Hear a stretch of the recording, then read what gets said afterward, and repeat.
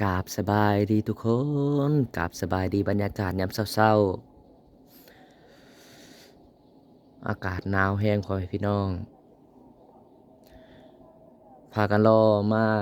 4 วันเลยทุกคนรอถ่ายหิมะตกแต่ก็ยังบ่ทันเห็นวิวแววเนาะทุกคนเนาะ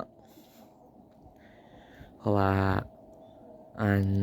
บ่เคยเห็นหิมะจักเทื่อทุกคนเอ้ยว่าสิเบิ่งให้เต็มตาก็บ่ตกมาจักเทื่อ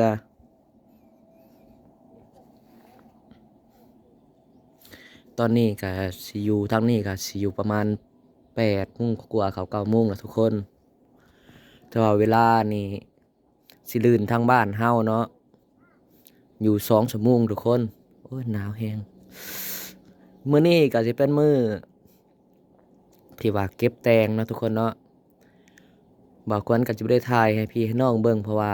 บ่าวควันออกไปเฮ็ดการเฮ็ดงานบ่ได้ถือโทรศัพท์ไปเด้อทุกคนเด้อเดี๋ยวบ่าวควันก็จะไปเปิดเฮาเนาะทุกคนเนาะให้แดดออกนิดหนึ่งซะก่อน